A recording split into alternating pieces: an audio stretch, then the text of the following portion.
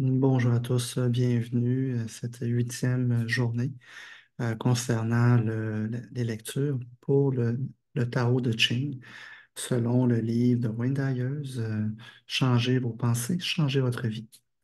Donc, c'est un grand plaisir de pouvoir être là avec vous aujourd'hui.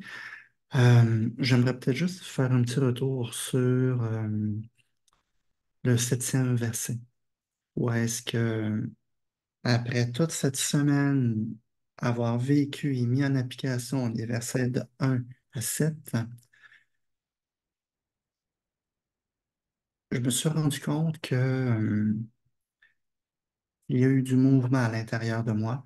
Et puis, je me suis rendu compte que une partie de moi, un peu comme l'expose Lao Tzu à travers ces versets, faire le choix entre s'orienter et se mettre disponible au Tao ou amener notre regard sur les 10 000 choses au niveau du monde. Donc, et j'ai vraiment eu l'impression cette semaine, la semaine passée, plus la semaine avançait, plus je sentais vraiment la, comme la tension. Il y avait quelque chose qui voulait émerger de moi. Et puis, à l'instar des enseignements du Tao, eh bien, je me suis rendu compte que je voulais, au lieu de me permettre de juste être, que ce soit dans mes projets personnels ou professionnels. Donc déjà, après une semaine, je m'aperçois que les enseignements du Tao ont déjà une influence sur moi.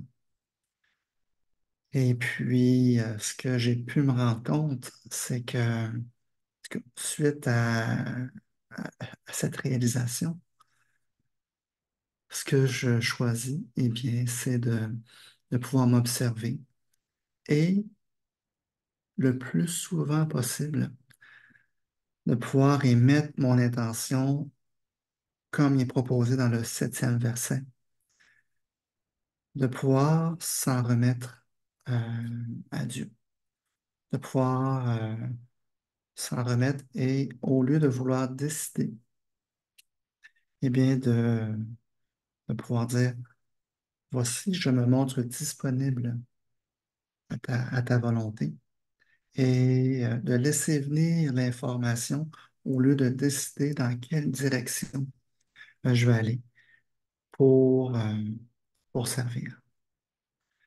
Donc, voilà pour moi la prise de conscience. Ouais, ouais, c'est intéressant de voir que même juste après 7 jours, et je ne sais pas pour vous qu'est-ce qu'il y en est, mais si vous appliquez les exercices à tous les jours, puis même si vous sautez des journées, c'est pas grave. Relisez le tarot. Remettez-vous en contact avec l'énergie. Et à partir de là, laissez-vous la chance de vous laisser imprégner, de vivre vos expériences. Ça va impacter votre mental, votre corps, vos énergies. Et à un moment donné, il va y avoir du mouvement, comme il y a eu du mouvement pour moi. Donc aujourd'hui, c'est vraiment avec un grand plaisir que je, que je vais vous lire le verset 8. Et juste pour revenir sur le verset 7, celui qui m'a impacté peut-être un peu plus. Le titre, ben, c'est Vivre au-delà de l'ego. Donc, au-delà du fait de vouloir choisir ou de vouloir aller dans une direction particulière, pouvoir se permettre de, de pouvoir choisir, de dire, voilà, je, que l'information me vienne, me soit inspirée, et non pas que ce soit moi qui décide, mais plutôt de laisser venir l'inspiration en nous. Voilà. Donc, au-delà de l'ego, pour le verset 7. Et je vais juste relire ce passage du poète Hafiz concernant justement la perfection. Dieu s'exprime à travers chacun de nous. Pourquoi ne pas être poli et écouter ce qu'il a à nous dire? On sait de faire silence à quelque part pour être disponible à, à cette intuition que, que la vie, que le Tao va bien vouloir nous amener dans une direction bien particulière. Puis on va le savoir, hein, si on ne va pas dans la bonne direction, lorsqu'on ouvre le cœur, lorsqu'on se montre disponible de plus en plus à l'énergie du Tao, on va sentir une tension. Ouais, et c'est là où est-ce qu'on va savoir, ben, je suis peut-être pas dans la bonne direction. Si j'ai autant de tension que ça, bon, ça va être un bel outil à observer. Voilà. Donc aujourd'hui, euh, nous abordons le 8e verset.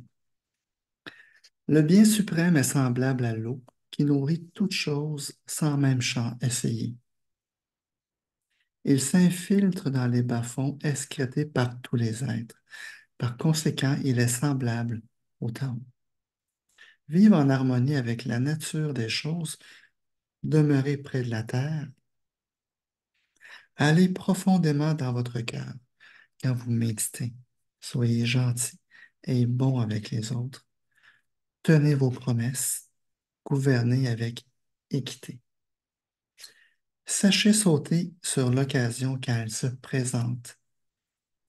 Celui qui vit en harmonie avec la nature ne va jamais à l'encontre du cours des choses.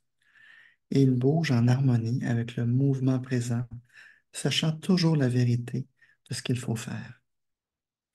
Donc, voici le verset 8. Je trouve ça vraiment très intéressant. Il y a des éléments là-dedans qui, comme lui ici, soyez gentils et bons avec les autres. Une des choses que j'ai apprises à travers mes années de méditation et que je me suis aperçu du courant de la dernière semaine, c'est lorsqu'on se reconnecte à l'énergie, lorsqu'on se met disponible afin que la lumière émane de nous de plus en plus. Mais il peut y avoir, justement, dans ce processus alchimique, vous savez, ce fameux procédé du Moyen Âge où est-ce que les alchimistes transformaient le plomb en or. Eh bien, vous voyez comme si à travers ce processus alchimique, lors des lectures des différents versets, que plus la lumière va émerger de nous, plus il va y avoir ce processus alchimique à l'œuvre. Et ça veut dire que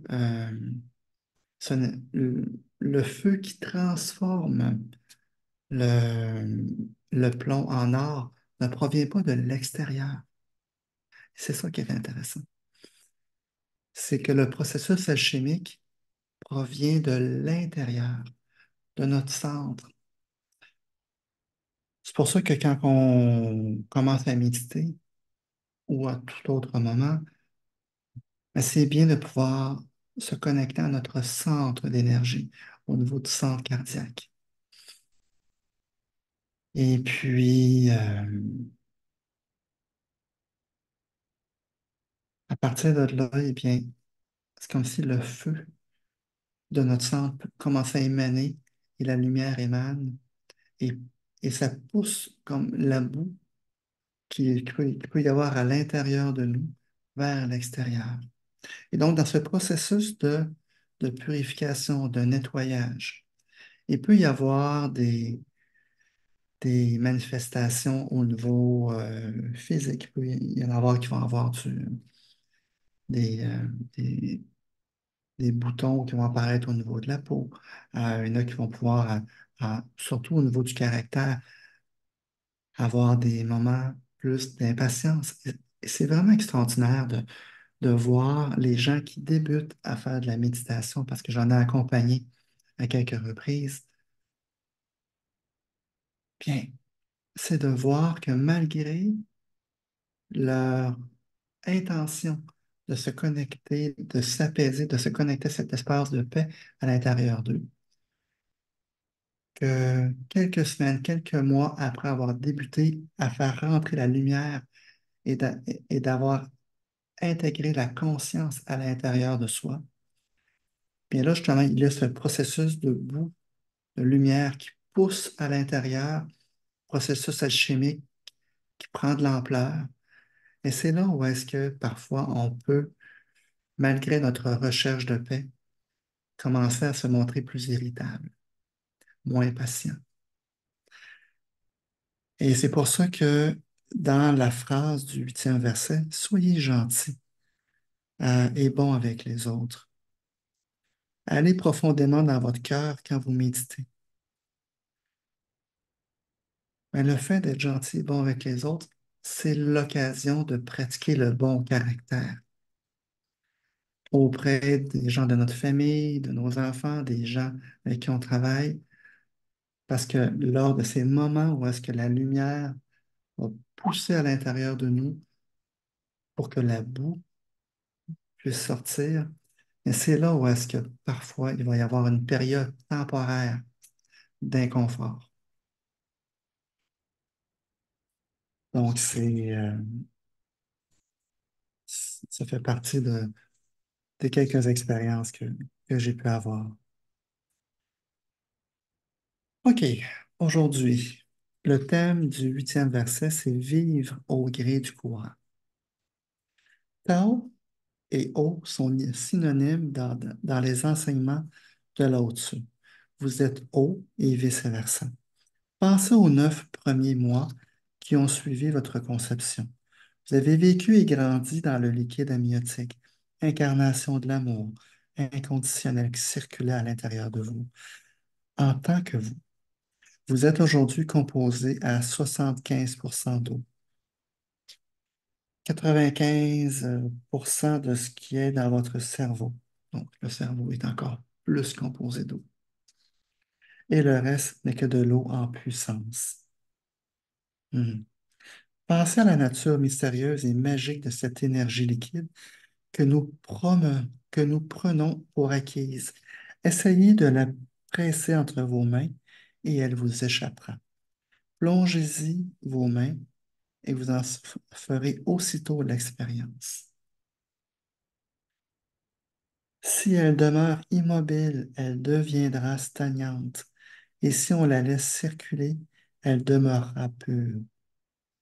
Elle ne cherche pas les hauteurs pour être au-dessus de tout, mais s'installe dans les endroits les plus bas.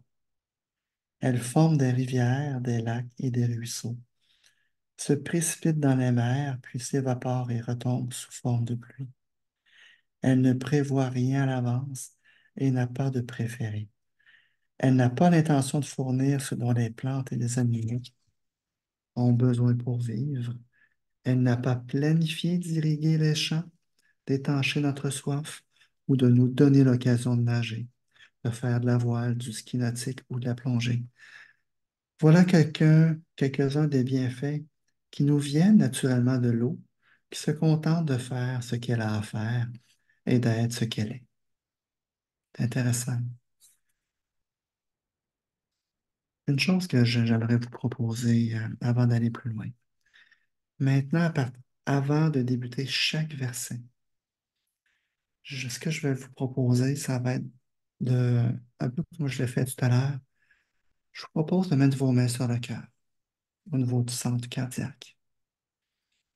Vous pouvez ouvrir les yeux ou fermer vos yeux. Puis d'inspirer quelques fois et de demander justement d'amener votre conscience au niveau du centre cardiaque.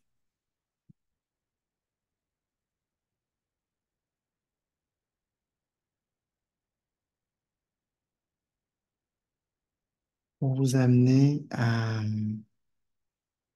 être plus présent et présente aux enseignements, à la lumière et à l'énergie qui ne demandent qu'à aller à votre rencontre et voire même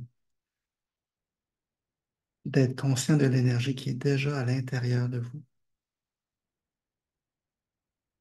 afin que la sagesse de cette lumière puisse se manifester, cette lumière et cette sagesse qui est déjà à l'intérieur de vous. Fait que juste de respirer quelques fois, environ 3 fois, juste pour émettre votre intention et signifier votre disponibilité. Voilà. Le tarot vous demande de voir le parallèle entre vous et cette substance naturelle fluide qui permet à la vie de se maintenir. Vivez comme l'eau vit, puisque vous êtes eau. Soyez aussi satisfait que le fluide qui vous anime et vous nourrit. Laissez vos pensées et vos actions se dérouler en douceur, en accord avec la nature de toute chose. Il est naturel pour vous d'être gentil, de laisser les gens aller là où bon leur semble, être ce qu'ils ont besoin d'être sans intervention de votre part. Il est naturel de faire confiance au courant éternel, d'assumer vos tendances personnelles et de tenir vos promesses. Il est naturel de traiter tout le monde d'égal à égal. Toutes ces leçons sont accessibles à celui qui observe comment l'eau, source de vie, se comporte. Elle s'écoule tout simplement et les bienfaits qu'elle procure viennent du fait, viennent du fait, est-ce qu'elle est, c'est pas clair. Elle s'écoule tout simplement et les bienfaits qu'elle procure viennent du fait qu'elle est ce qu'elle est, en harmonie avec le moment présent et sachant précisément comment se comporter.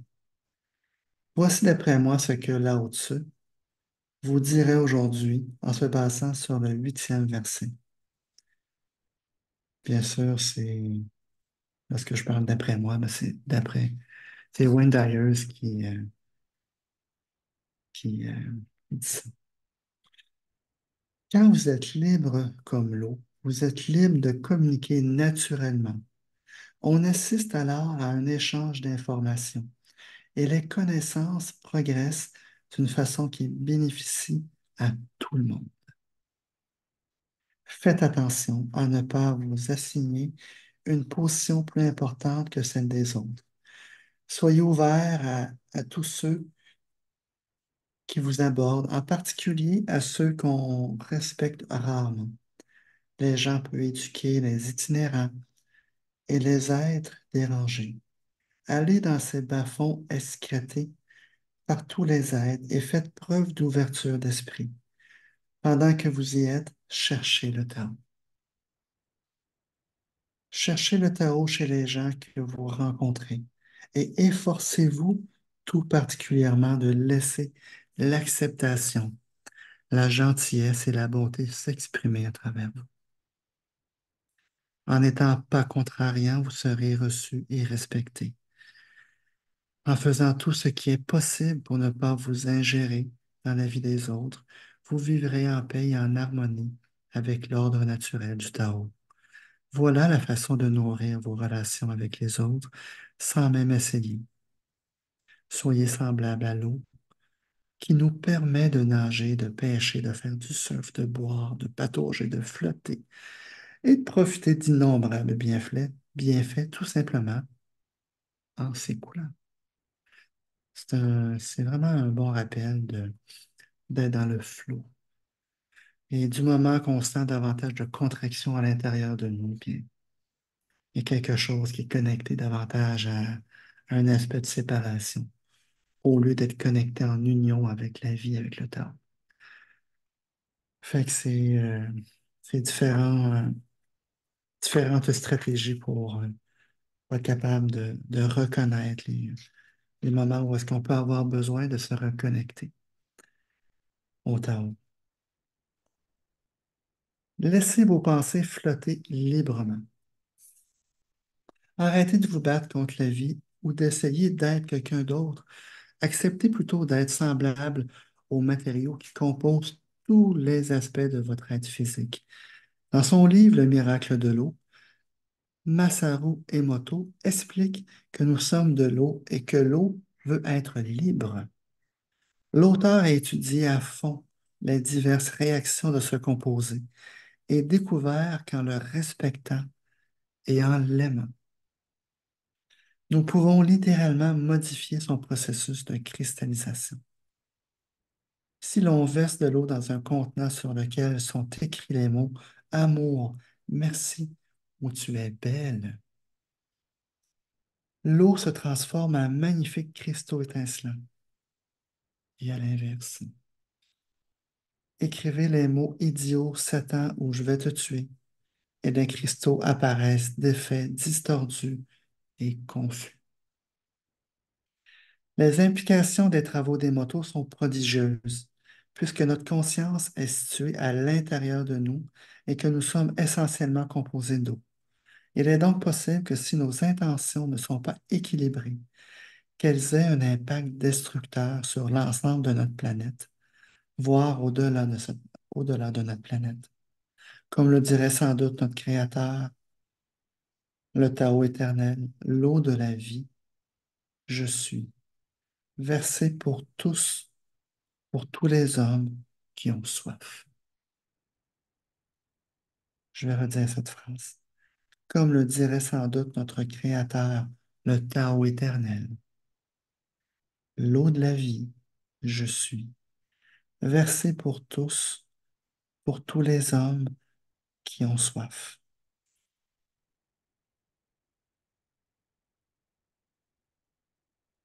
Voici maintenant la pratique qui va être proposée pour aujourd'hui. Buvez aujourd'hui un verre d'eau en silence, tout en vous rappelant à chaque gorgée de nourrir les autres comme le ruisseau qui désaltère les animaux et la pluie, qui fait pousser les plantes. Notez tous les endroits où l'eau est là pour vous, en s'écoulant naturellement. Et récitez une prière de remerciement pour cette substance toujours en mouvement qui nous maintient en vie. Quelle belle pratique qui nous est proposée aujourd'hui, une pratique de gratitude pour se reconnecter à l'eau de la vie, l'eau que l'on peut boire ou l'eau qui est à l'intérieur de nous. Donc, bonne pratique aujourd'hui, bonne expérimentation. Et puis, je vous revois demain pour le verset 9. À demain.